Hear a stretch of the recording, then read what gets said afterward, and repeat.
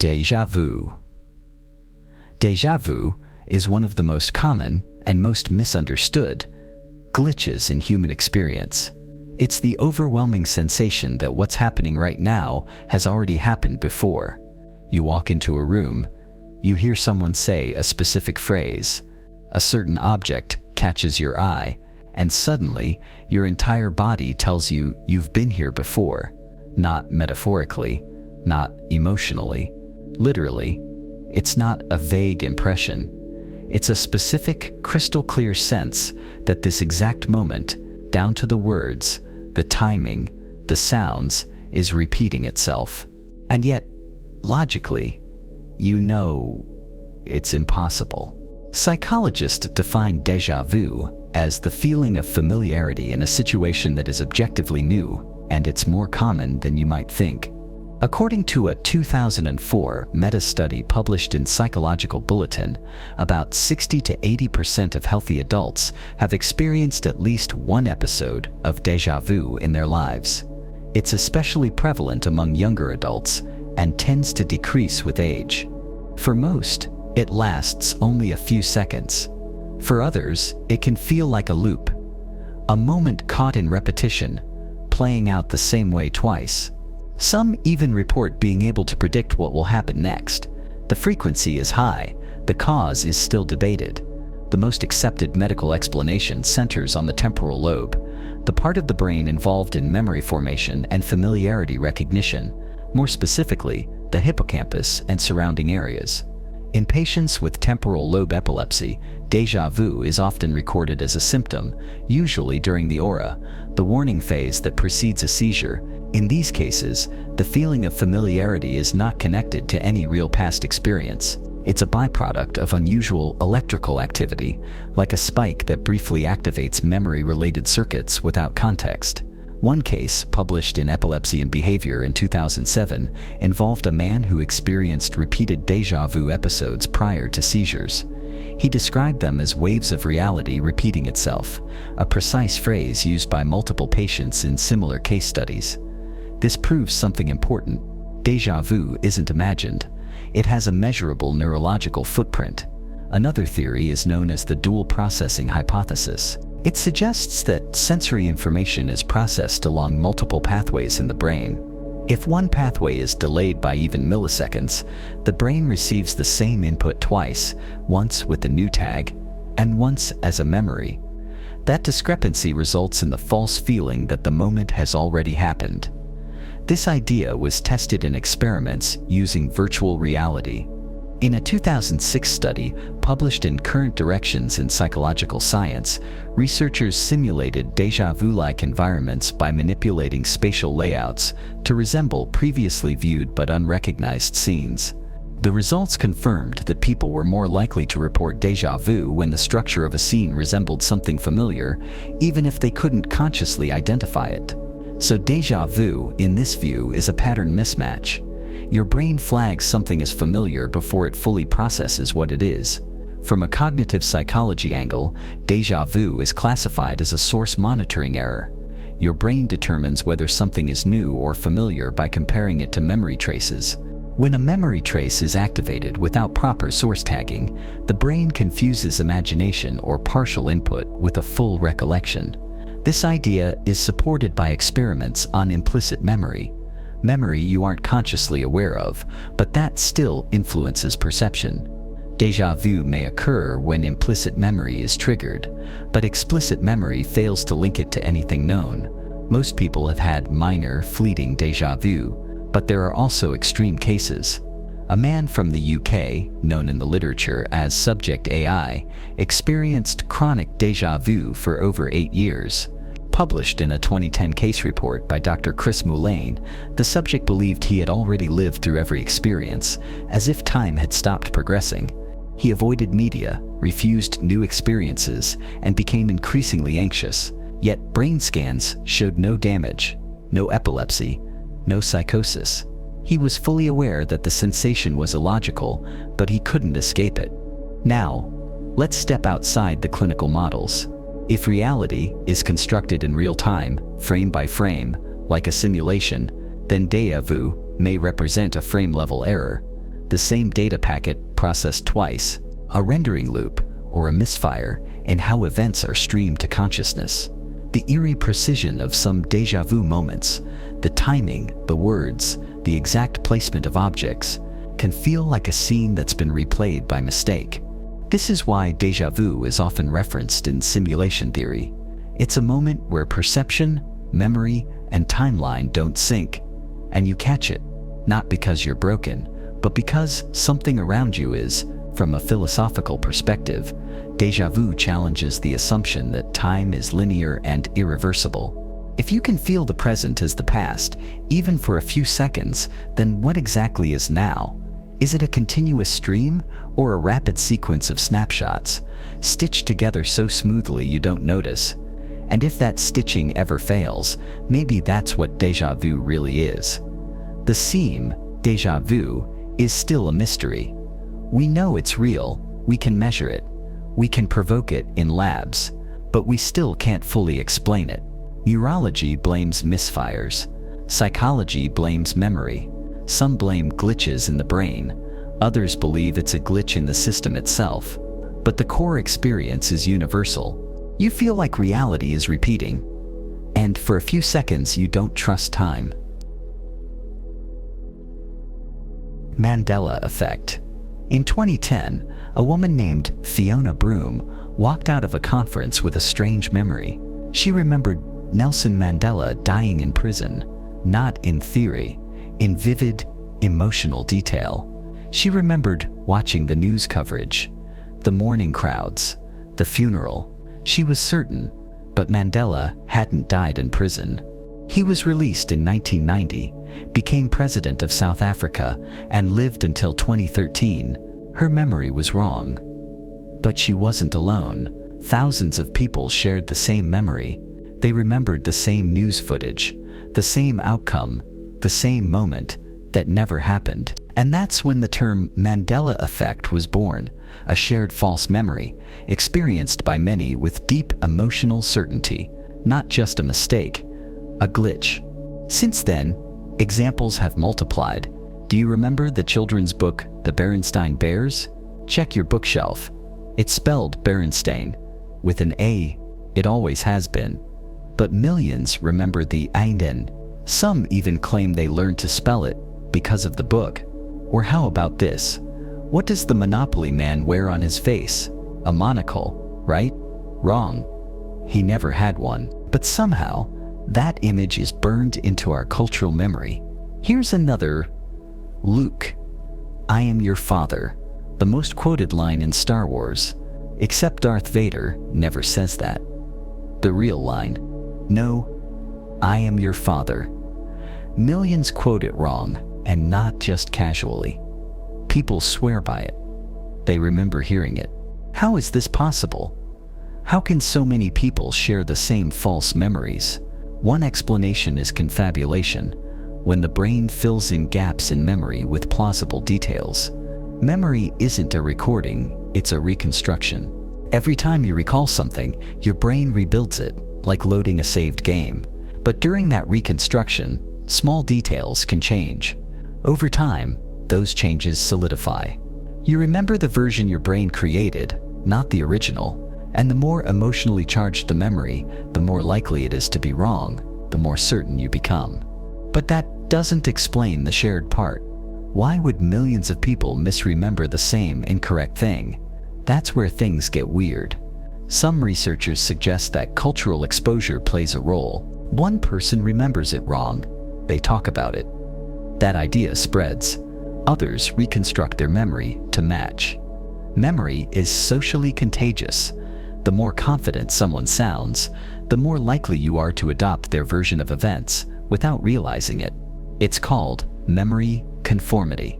Still, this doesn't sit right for many.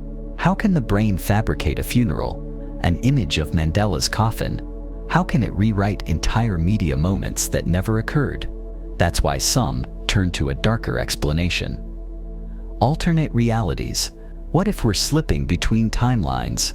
Each Mandela effect is a sign that our consciousness, or our whole reality, has shifted. In one version of history, Mandela did die in prison. In another, he didn't. something, or someone is rewriting the code, and your memories are the only evidence that something changed. It sounds like science fiction. But even quantum physics has toyed with multiverse theory. Some interpretations of quantum mechanics suggest that every possible outcome of a decision exists in a branching timeline. What if, in rare moments, your consciousness remembers another path? There's no proof of this. But there's also no explanation for why these memories feel so real, why they're so consistent, so detailed, why children with no internet influence report them too. Then there's the theory of collective false memory, blending psychology with sociology. It suggests that culture itself stores errors. A misquoted line in a movie gets repeated over and over until it becomes the truth. Eventually, you don't remember the movie. You remember the quote. You don't remember the book. You remember how your mom said it. The past is a telephone game, and your memory is the final whisper. But still, why do some Mandela effects involve no cultural transmission at all? Some people report remembering entire cities that never existed, airlines that disappeared, events that left no trace. Are these stories attention-seeking, or are they signs that something is wrong with the source code? If déjà vu is a skipped beat in your internal timeline, the Mandela effect is a crack in the archive, a reminder that memory is fragile, shared reality is flexible, and certainty is not truth.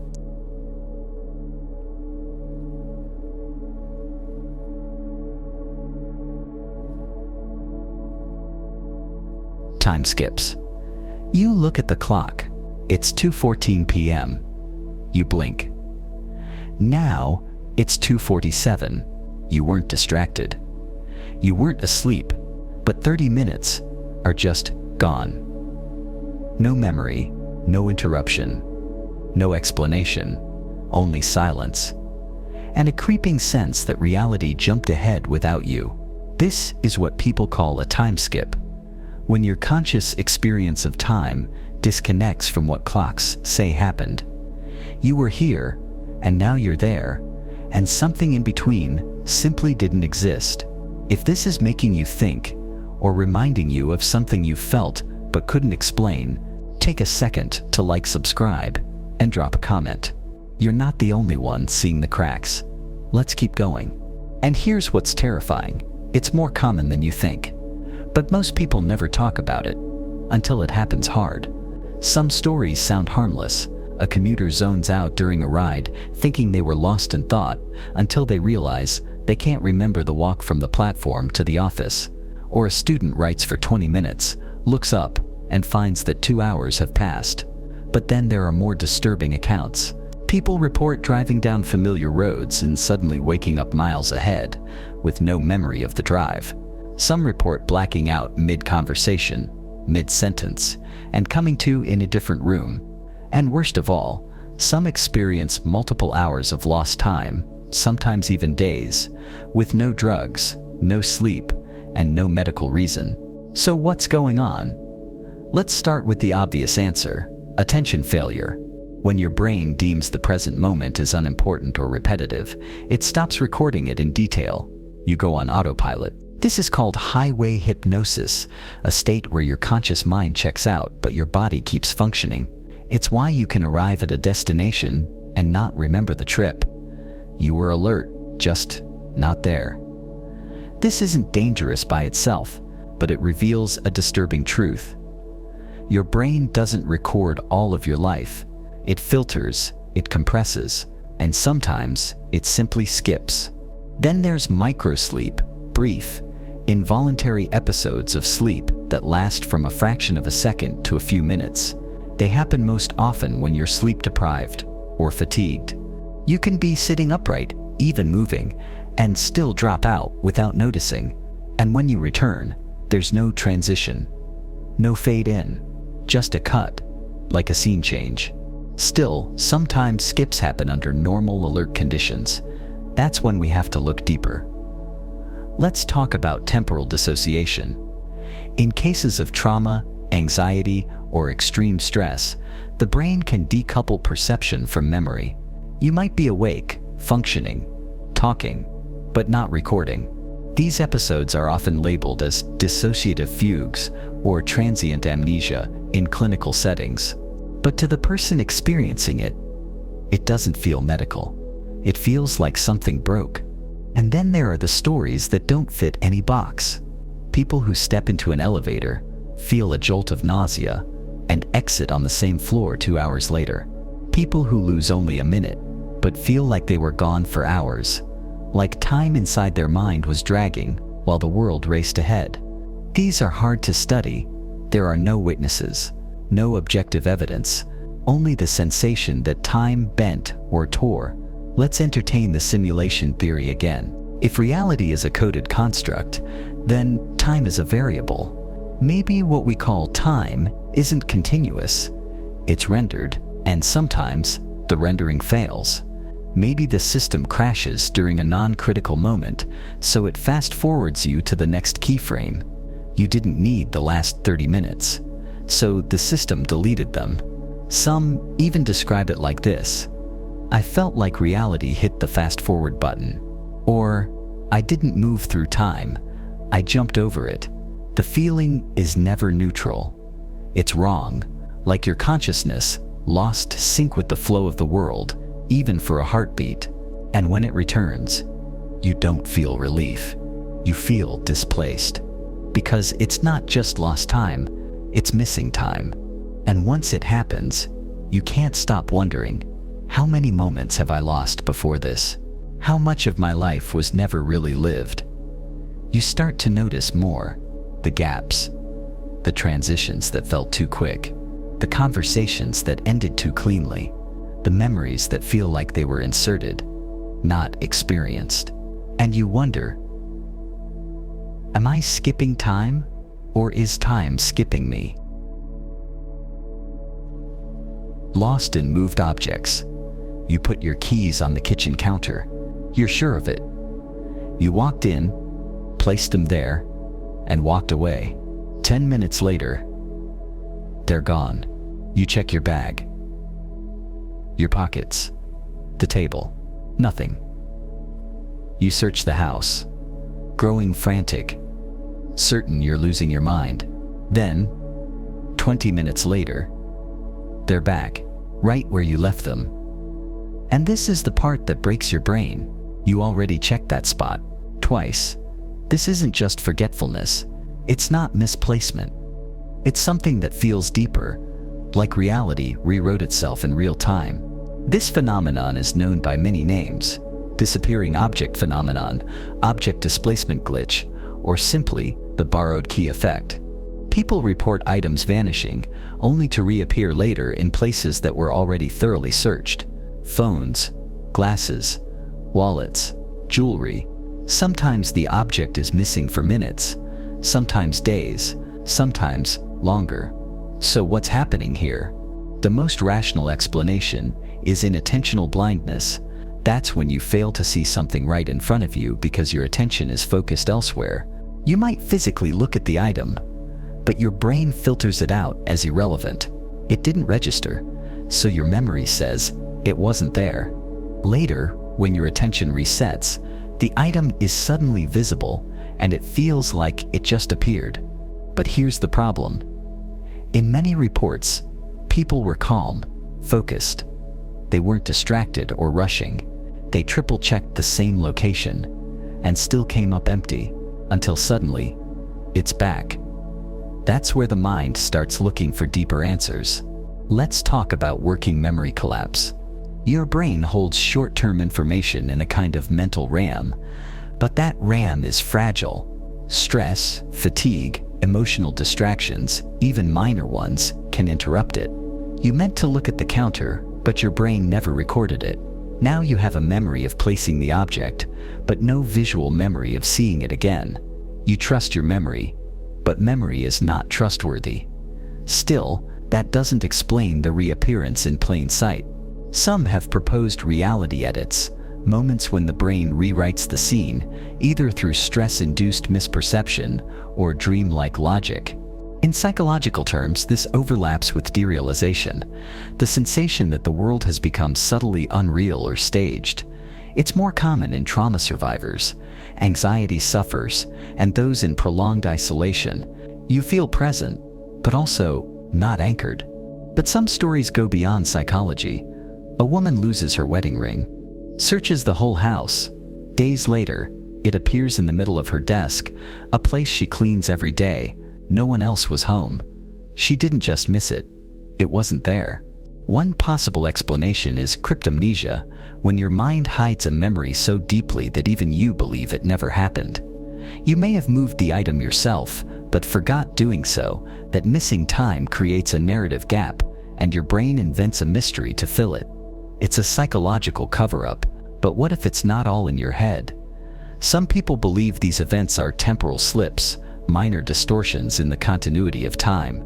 If time is not strictly linear, if it has folds or ripples, then objects could fall out of alignment with your conscious perception, only to reintegrate later, like a file dragged off your desktop and then restored, untraceable, but real. Others lean into the simulation theory. What if physical objects are only rendered when observed? You look at the counter. No keys. System registers, keys not needed. Hide object. You return later, and this time, the system decides to render them. A rendering bug. A delayed load. A patch applied mid-game. And then there are the strange accounts. People who find the wrong version of an object. A notebook that reappears with a different cover. A toy with slightly altered colors. A missing remote that comes back, but with worn-out buttons, even though it was brand new. Are these memory glitches, or are we brushing against something bigger? A hidden mechanism behind the illusion of continuity. There's no lab test for this. No proof, just your memory against the physical world. And in those moments, when the thing that wasn't there is suddenly there, you start to question not your mind, but your reality. Did you forget it? Did you overlook it? Or did the world change and quietly hope you wouldn't notice? NPC behavior. You ask the cashier how her day is going. She pauses for a moment too long, then smiles. I'm good, thank you. Do you need a bag? You blink. That wasn't an answer. And something about the way she said it, flat, automatic, feels off, almost like she's not really there. We call them NPCs, short for non-player characters, a term from video games. Scripted background people who follow simple routines, say basic lines, and disappear into the backdrop. You can't interact deeply with them. They don't change. They don't think. They just exist. But in real life, encountering someone who feels like an NPC can be deeply unsettling. You know the feeling. The neighbor who says the exact same thing every morning, in the exact same tone.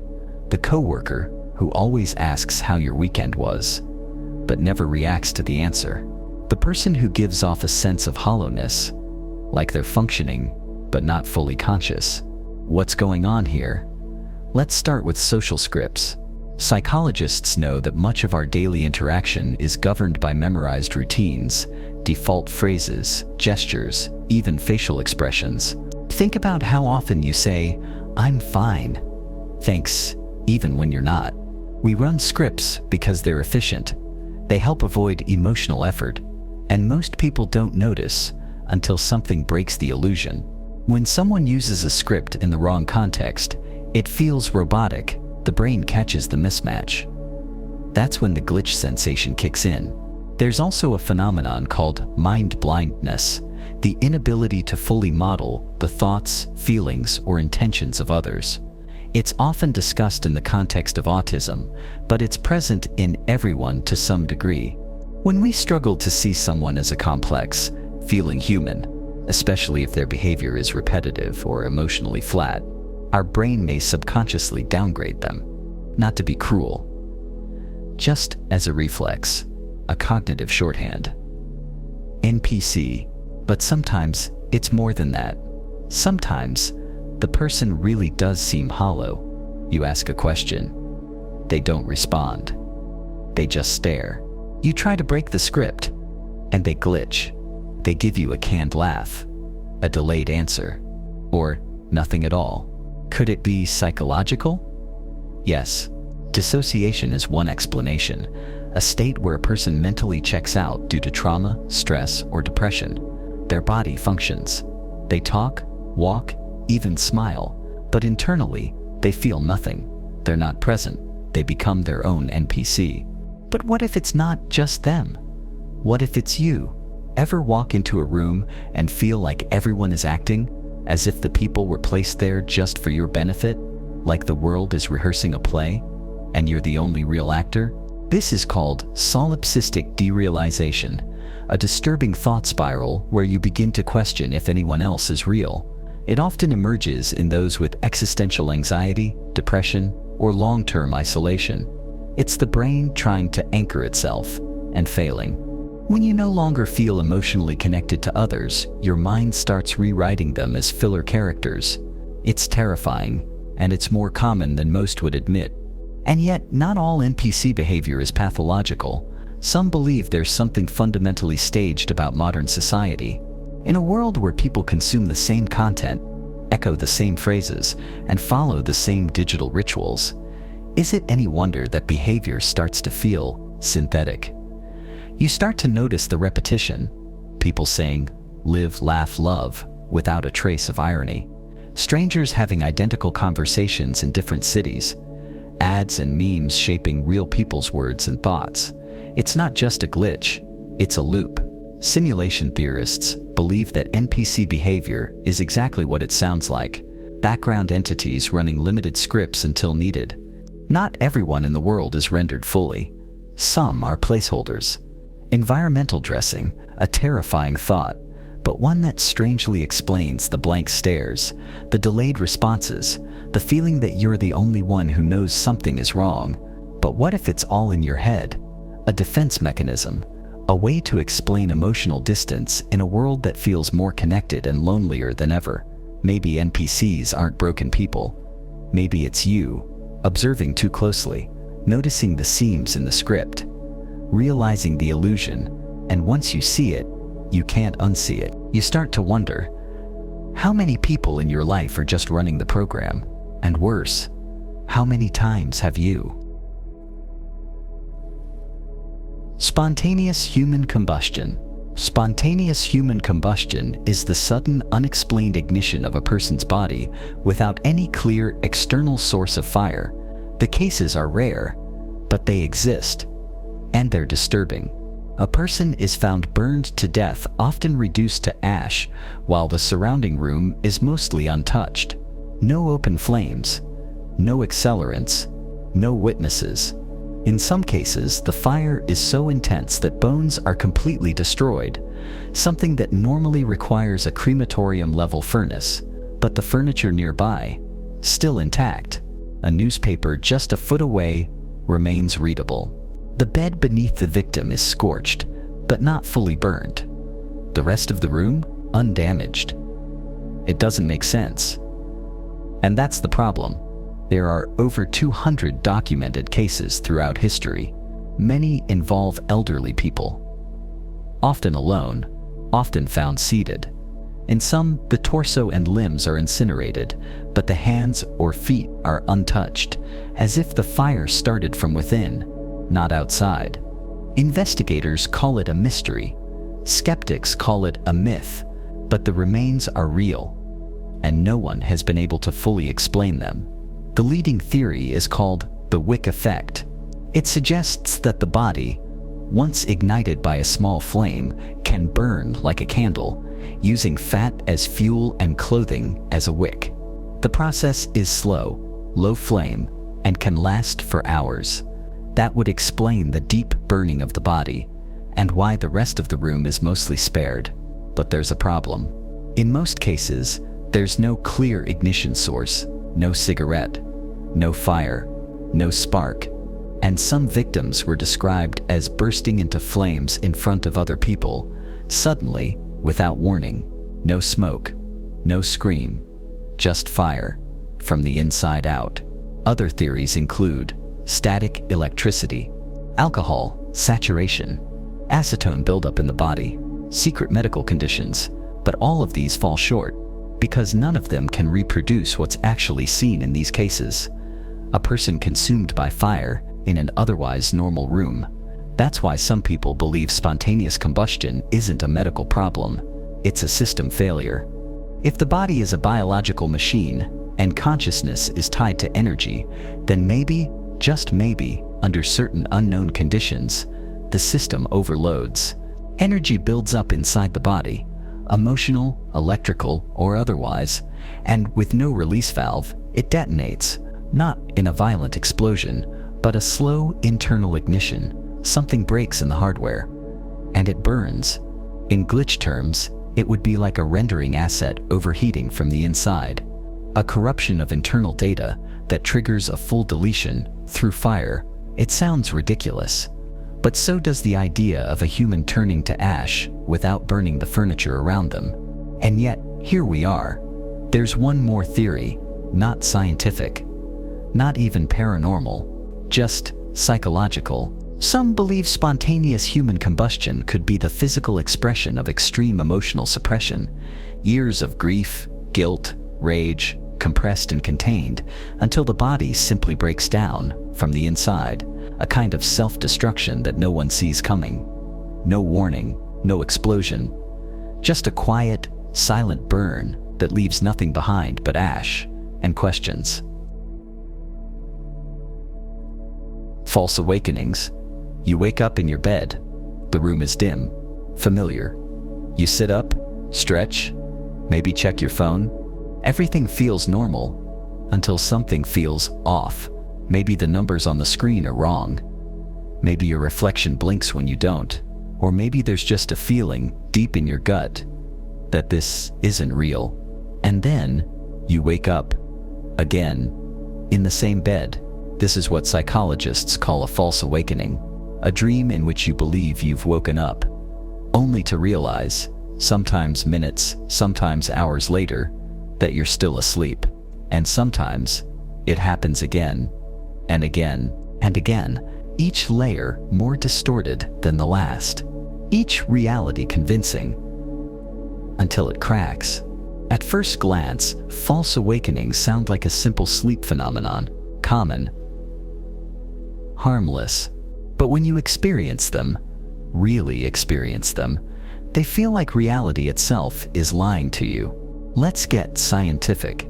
False awakenings occur during REM sleep, the same stage associated with vivid dreaming. Sometimes, your brain simulates the act of waking up, your room, your movements, even your thoughts, without actually pulling your body out of sleep. You're dreaming, the act of being awake. And because the dream uses your real environment as a template, it feels indistinguishable from reality. The parietal and prefrontal lobes, responsible for self-awareness and reality testing, are partially inactive in REM. That means your logic is dimmed. Your critical thinking is offline. You don't question what you see, even when things are clearly wrong. But why does the brain do this? Some researchers think false awakenings are the result of sleep cycle disruptions, when you start to wake but drift back into REM too quickly. Others link it to stress, anxiety, and sleep deprivation, which create hyper-alert dream states where the brain simulates waking up as part of its survival response. You're so anxious about being late, about forgetting something, about reality, that your brain tries to prepare you inside the dream. But here's where it gets disturbing. Many false awakenings don't stay neutral. They turn into nightmares. The room changes subtly. The air gets heavy. You wake up, but your body won't move. You wake up, but there's someone standing at the foot of your bed. You wake up and realize you've been dreaming for what feels like days. Some dreamers report lucid false awakenings, where they know they're dreaming but can't escape. They scream, jump, run, even die, and still wake up in the same place, the same bed, the same light. Over and over. A prison made of perfectly rendered reality. It's not just terrifying, it's destabilizing, because after enough loops, you no longer trust waking up. You question whether you're awake now, right now. Reading this, false awakenings raise a terrifying question. What is the difference between dreaming and being awake? If both can feel identical, most people assume they can tell the difference, but your brain uses the same mechanisms to simulate both. Visual input, memory, thought, emotion, they're all neural patterns, and patterns can be faked. This is where things get philosophical. Descartes once asked, "How do you know you're not dreaming right now?" Centuries later, simulation theory took it further. If false awakenings are dreams that feel real, what if waking life is just another layer? One glitch, one failed test, one missing detail, and the illusion breaks. And there's something else.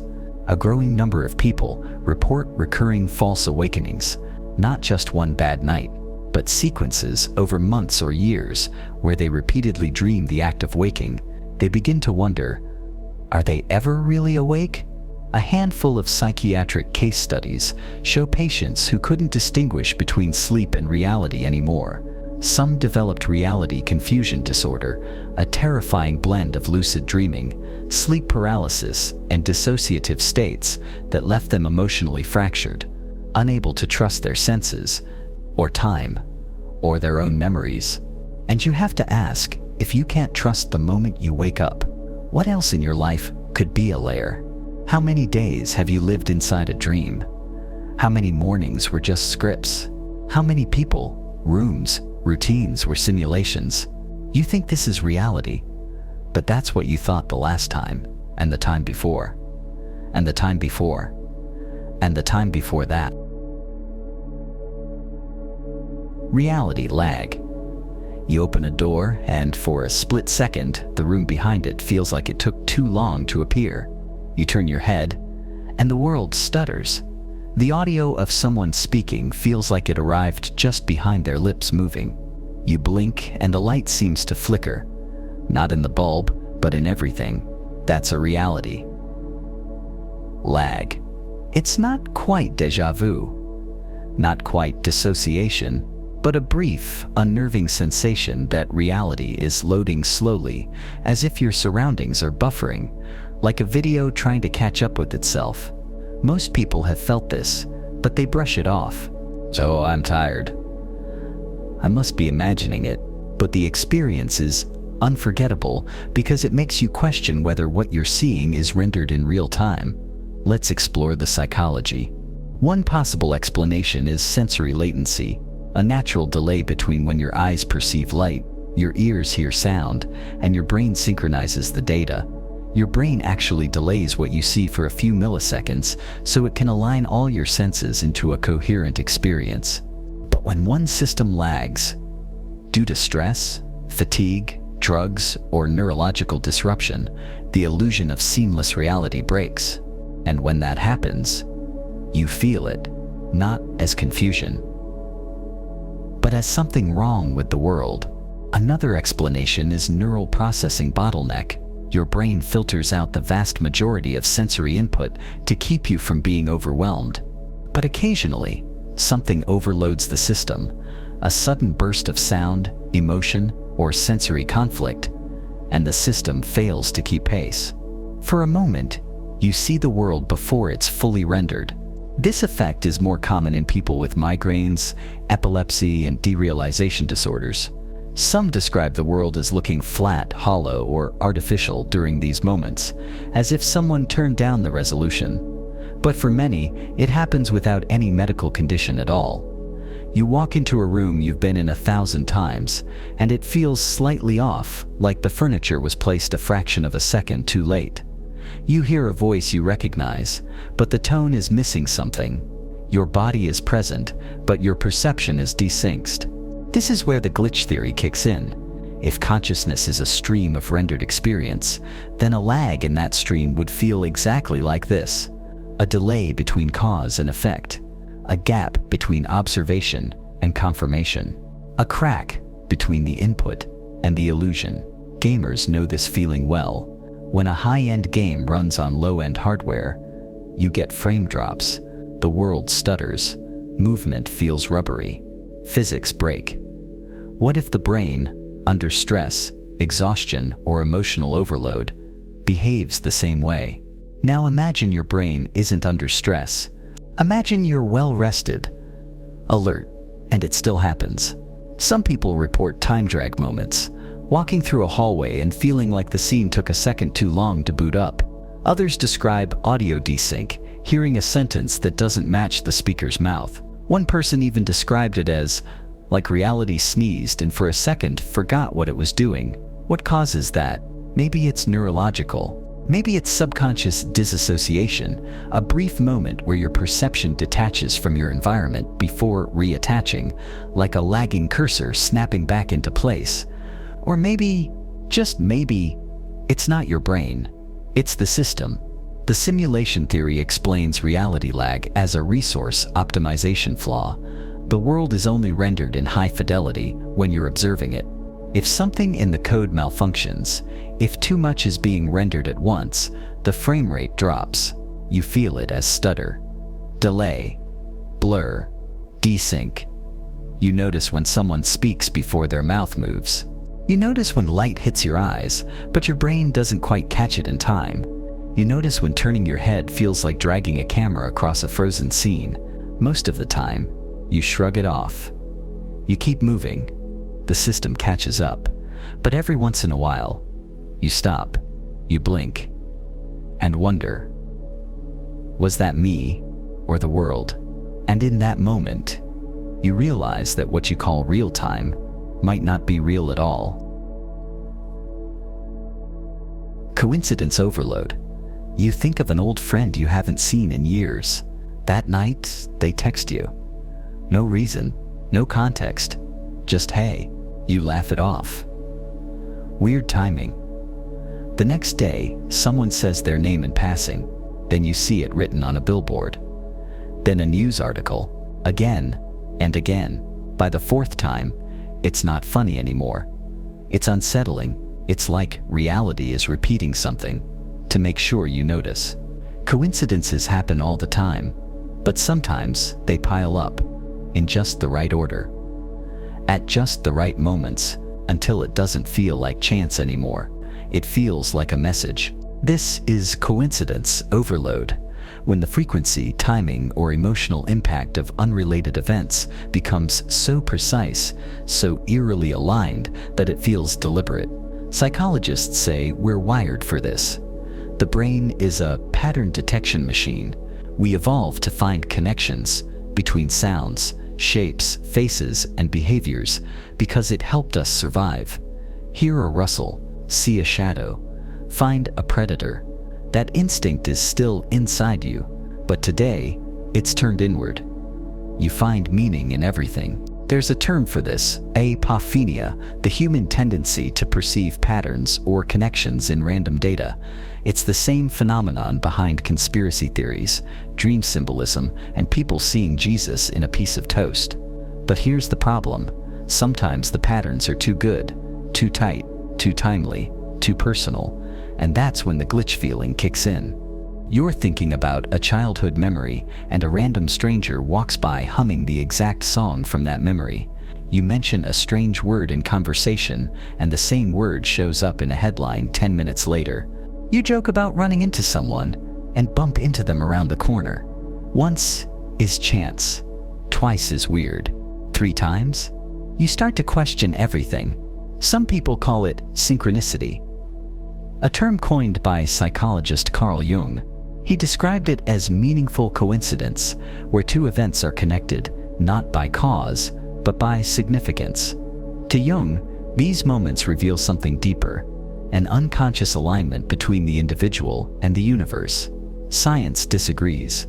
Statistically, unlikely things happen all the time because of how many events occur in your life. You hear thousands of words a day.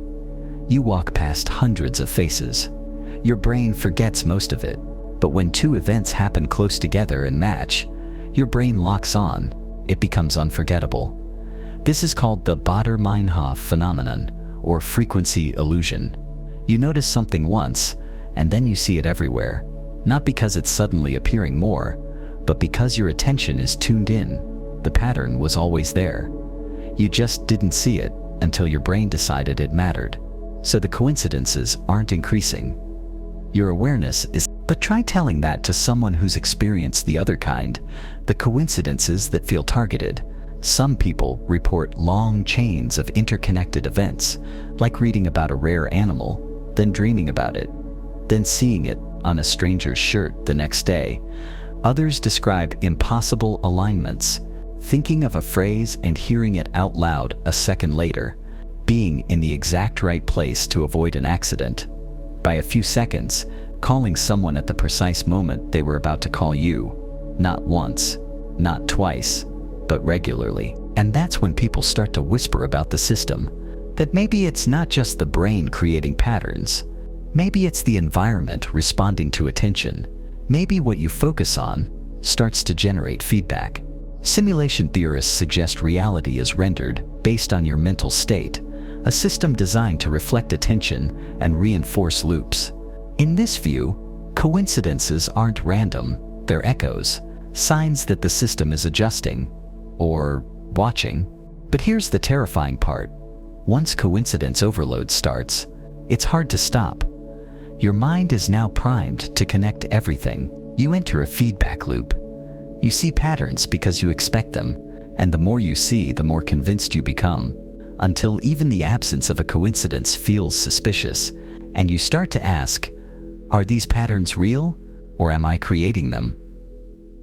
Am I seeing too much, or exactly what I'm meant to see? And at some point, it doesn't matter. Once reality feels like it's responding to you, you've already left the ordinary world behind. Scene repeats. You're standing in your kitchen, pouring a glass of water. The window is open. A bird chirps. Someone says something in the background, maybe a song playing from another room. You reach for the glass, take a sip, and then it happens. The exact same moment repeats. Same bird sound, same words from the background, same feeling in your hand. As the glass tilts, you pause, confused. You're sure you just did this, and then it's gone. You shake your head, maybe laugh it off. Weird déjà vu. You tell yourself, but deep down, it didn't feel like déjà vu. It didn't feel like memory. It felt like replay. This is the glitch we call scene repeats. When a moment in life doesn't just feel familiar, it feels like it just happened again. Exactly the same. Not hours later. Not weeks later. Immediately. Like someone pressed rewind. Like a file was duplicated in time and accidentally rendered twice. Most people never talk about it because it's subtle, harmless. But if you've experienced it, you know it leaves a strange taste in your mind, because it wasn't just you, it was the world. The world repeated. Psychologists will say, it's just a glitch in working memory. Your brain accidentally flagged a real-time moment as already stored, so it overlays it again, like a tape loop skipping, just once. Or maybe it's a micro-seizure, a harmless electrical hiccup in the brain, a blip in perception. A false double exposure of now. But the weirdest ones aren't just sensory, they're narrative. Like when you hear someone say the exact same sentence, in the exact same tone, at the exact same moment, 2 days apart, in a different location, under different circumstances. Or when you live an entire brief moment, a car turning the corner, a dog barking, someone asking a question, and it plays again, and you know it. You know this isn't memory. You're not remembering the moment, you're watching it again. Sometimes it happens in dreams. You wake up, go through your morning, and later, really wake up, and it's the same morning again. Same words, same pacing, same bird, outside the window. You think, was I dreaming? But it felt too detailed, too solid, too real. Other times, it's a loop that lasts only a second, just enough to make you hesitate, to look around, to wonder, did anyone else feel that? But one ever does. Some people believe these moments are just how the brain recycles familiar inputs. You've been here before. You've heard similar sounds, so your mind fills in the gaps. makes it all feel identical. Others say it's a kind of attention drift. You weren't really present the first time, so your brain replays the moment when you tune back in, giving you the illusion of a repeat. But the most haunting theory is this: what if time isn't continuous? What if, underneath the smooth illusion of now, reality is rendered in chunks, frames, scenes, states, and once in a while, one of those scenes gets played twice, not because of memory, not because of biology, but because the system glitched. You were supposed to move on, but something held you there, a stutter in the timeline.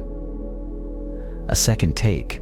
You probably moved on without noticing most of them, but sometimes the echo is loud enough to make you stop, and when it does, it breaks something subtle in your trust. In reality, you realize that your life, this seamless flowing experience you depend on, might not be as smooth as it seems. Moments might be repeating, scenes might be recycled, and you might be living in a world that reuses time like a broken film reel. Twin telepathy. One twin falls off a bike. The other, 5 miles away, clutches their chest, gasps, and starts crying. They don't know why. They just know something's wrong. Minutes later, the phone rings. Stories like this aren't rare. They've been passed down for generations. Twins who feel each other's pain. Twins who wake up from the same dream. Twins who finish each other's sentences or speak the same words at the same time, across countries, without ever calling. It's not just superstition. Ask twins themselves, and you'll hear things that sound like psychic fiction. I knew she was in trouble before the accident happened. We chose the same outfit on the same day without talking. I had a headache all morning. Then found out he was having surgery. This is what people call twin telepathy. The belief that twins, especially identical ones, share a mental or emotional link so deep that it crosses space, logic, and explanation. Science doesn't like this idea. To date, no peer-reviewed study has found consistent proof that twins can communicate telepathically. Controlled lab experiments show nothing stronger than random chance. But the stories won't go away. And what makes them so unsettling is how specific they often are. Pain felt in the same part of the body, exact same words spoken at the same moment. One twin waking up just before the other nearly dies in an accident. So how can we explain it? Let's start with the psychology. Twins, especially identical twins, grow up mirroring each other.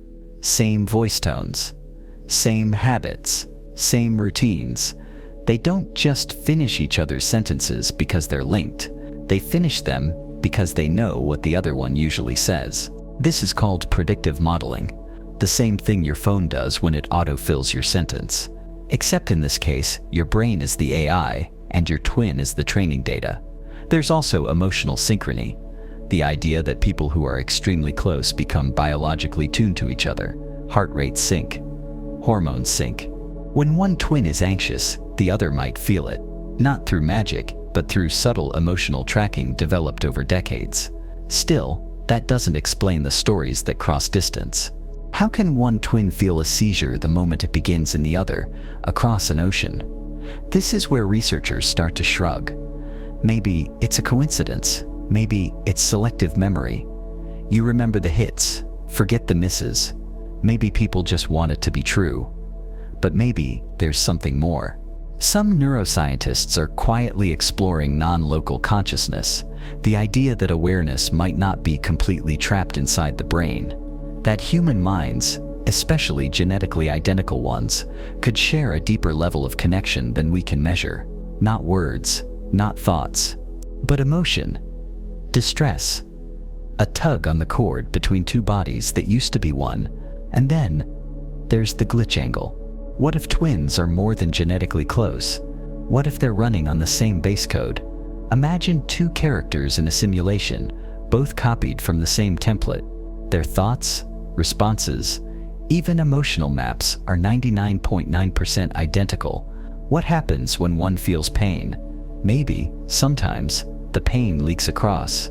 Simulation theory would say, the system doesn't always isolate instances perfectly. Sometimes, signals bleed. One twin's reality touches the other's, just enough to make both of them feel it. And if that's true, even once, it suggests something far more profound, that minds may not be separate. That identity might not be individual, that what we think of as you and me might be a network, shared, split, glitching. And if twins can feel each other from across the world, what does that say about the rest of us? Maybe we're all connected, just not as tightly. Maybe the system just forgot to separate them fully. Or maybe we were never meant to be fully separate in the first place. The desync error. You check the clock. It's 3:12 p.m. You reply to a few messages, maybe glance through a website. When you look again, it's 4:07. That doesn't seem right. You weren't distracted. You weren't asleep. You were functioning, aware. But nearly an hour has passed, and you can't clearly account for it. This is what we're calling a desync error, a specific type of real-life glitch where your internal sense of time no longer matches the actual passage of time. Let's be clear. This is not the same as what we described earlier, time skip. In a time skip, you lose time entirely. You were on autopilot, and then suddenly you're somewhere else with no memory of how you got there, like the in-between was deleted. Your brain didn't record anything, but in a desync error, you were present the whole time. You remember being awake, you remember doing things, but when you compare your experience to the actual time that passed, it doesn't match. Your subjective timeline and objective time are out of alignment. It's not just forgetfulness. It's not distraction.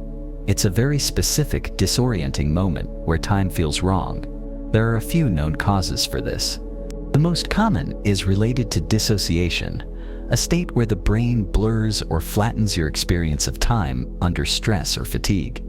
It's common in people with anxiety, sleep issues, or sensory overload, but it also happens to people who feel perfectly normal. Another explanation involves working memory failure. You were awake, but your brain didn't encode the moment in a detailed enough way to measure the time accurately.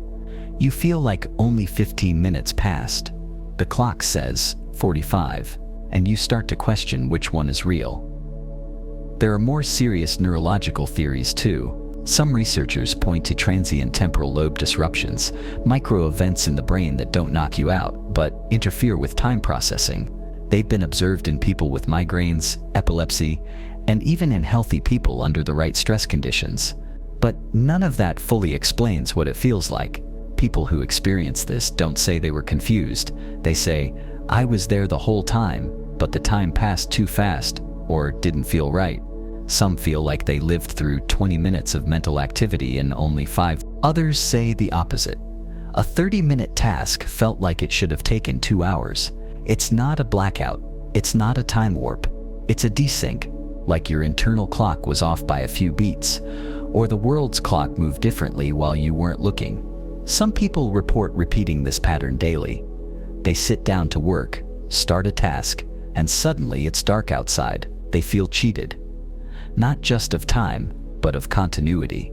Because they didn't lose consciousness. They didn't drift, but something still doesn't line up. And when this happens repeatedly, people begin to question if their perception of time is malfunctioning, or if the system itself is acting inconsistently. Here's the disturbing question. If you were awake, if you were thinking, if you were watching the clock, and the time still didn't make sense, then where exactly were you? Sleep paralysis. Sleep paralysis is one of the most disturbing things a human can experience. You're awake, fully conscious, but you can't move. Your body is frozen, your eyes can barely open. And something is wrong. You can feel it in the room. A presence, a weight on your chest, a shape in the corner. Sometimes you hear breathing. Sometimes you see something standing near your bed. You try to scream. Nothing comes out. and for a few seconds or minutes, you're trapped, half in a dream, half in the real world, and not fully in control of either. This is sleep paralysis. It happens when your brain wakes up, but your body doesn't. You are in REM sleep, the stage when dreams are most vivid, and your muscles are supposed to be paralyzed. That's normal. It keeps you from acting out your dreams, but sometimes your mind comes online before the rest of your system catches up. You're conscious, but still stuck inside the dream rules. That's why the things you see and hear during sleep paralysis feel so real, because to your brain, they are. You're not dreaming anymore, but the dream hasn't let go. Some people see shadows, some hear whispers or footsteps. Some feel hands on their neck. Others feel a presence, something intelligent, something watching. It's so common that almost every culture has a name for it. In Japan, they call it kanashibari, bound by invisible force. In Europe, they blamed demons. In the Caribbean, they say a ghost is riding you. In modern science, it's just a misfire, a glitch between sleep and wake. It happens more often if you're sleep deprived, under stress, or sleeping on your back. It's harmless, in theory, but no one who's lived through it calls it harmless because you know you're awake. But reality isn't working right. You're in your bed, but it doesn't feel like your bed. You're in your body, but it doesn't respond. And for a few long, quiet seconds, you're not sure you're alone. It's not a nightmare. It's worse. It's a moment where the brain loses track of which world it's supposed to be in, and you get stuck between them. Doppelgangers. A doppelganger is someone who looks exactly like you, but isn't you. Not just similar, identical. Same face, same walk, same voice, sometimes even wearing the same clothes. And when people see one, it's not just strange, it's disturbing. Reports go back centuries. People encountering their own double in public, or someone they know swearing they just spoke to them in a place they've never been. Even family members seeing someone who looks like you in your house when you're not home. Most people laugh it off. Oh, you must have seen someone who just looked like me. But the ones who actually experience it, they don't laugh, because what they saw wasn't a look-alike. It was exact, and in many cases the double didn't act right. No recognition, no expression. Just someone walking, watching, or moving through the world like a copy. So what causes this? The simplest explanation is coincidence. There are billions of people on the planet. Statistically, someone out there will resemble you. Similar genetics, similar hair, similar clothes. With enough people, you'll get near duplicates. But that doesn't explain the stories where two versions of the same person appear in the same place, or when people are absolutely sure they interacted with the real you while you were somewhere else, with proof. In psychology, there's something called heteroscopy. It's a rare condition where a person hallucinates seeing a copy of themselves, often during moments of stress, trauma, or neurological disruption. People describe seeing themselves across the room. Sometimes the double moves independently, sometimes it stares, sometimes it speaks. This isn't a ghost story. It's a documented mental phenomenon, and it raises the question, what exactly is your brain capable of generating when it loses its grip on reality? But even that only covers internal cases. When the person sees their own double, what about when other people see it? There's no clean answer. Some say it's false memory, that witnesses confuse similar-looking strangers, that we're bad at recalling faces under pressure. Others suggest something stranger, that in moments of high emotional intensity, stress, grief, fear, reality becomes more flexible. People report seeing someone who's supposed to be far away, or seeing a version of someone that doesn't match who they are today, a younger version, an angrier one, a blank one. And then there's the glitch theory. If reality is rendered per observer, then perhaps the system generates a version of you in places you're not physically present to maintain continuity for someone else. Maybe you appear where you're not, because someone expected you there, or because something tried to simulate you and didn't get it quite right. It's not supernatural, it's not magic, it's a rendering mistake. The system copied your model, but forgot to sync the awareness behind it. That would explain why doppelgangers never behave quite like you, why they're always silent, why they leave so quickly, why they don't respond when spoken to. Because they're not you, they're just a placeholder. But there's one more version, the most unsettling of all. Some people don't just see their double, they interact with it, and later they swear something changed. Their memory shifted, a relationship felt different, or they don't feel fully like themselves anymore, which raises a disturbing question. What happens if you meet a version of yourself and one of you has to be replaced? The bystander effect. The bystander effect is a psychological glitch. It's when more people around you means fewer people will help. A person collapses on the street. Dozens walk by. No one stops. A fire alarm goes off in a building. Everyone looks at each other. No one moves. A woman screams for help from her apartment window. The neighbors hear. The lights stay off. This isn't a rare event, it's a documented pattern. And it happens, not because people are bad, but because something breaks in the way we think. It starts with one core assumption: someone else will do something.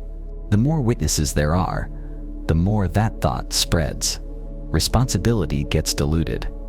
Everyone waits for someone else to act. And in that silence, people die. The term was first used after the 1964 murder of Kitty Genovese in New York. She was attacked outside her apartment. Dozens of people heard her scream. No one called the police in time. She died steps from her front door. It shocked the public. How could so many people do nothing? Psychologists studied it for decades. The result was clear. The presence of others inhibits individual action.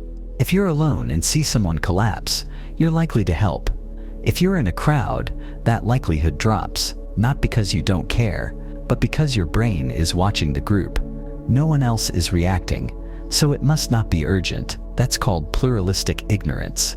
When everyone is silently looking to everyone else to decide what's normal.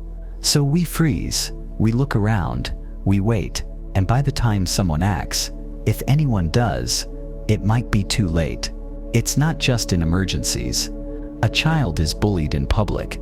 A stranger is harassed on the train. Someone slumps to the floor at work. Clearly not okay. People notice. They feel discomfort. They do nothing. And the worst part? They leave thinking about it.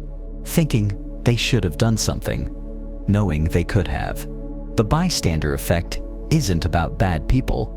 It's about a system error in human group behavior. We evolved to follow social cues, to avoid standing out, to fit in with the group. But in emergencies, that instinct becomes dangerous because the group doesn't act, and you don't either. Even when everything inside you says, this isn't right. Here's the glitch. The more people around you, the less likely anyone is to do the right thing. That's not just disturbing. It's broken logic. In theory, a crowd should mean more safety, more witnesses, more help. But in practice, it means silence, inaction, and regret. So, because the brain wasn't built for moral courage in groups, it was built to check what everyone else is doing, and do that, even if that means doing nothing.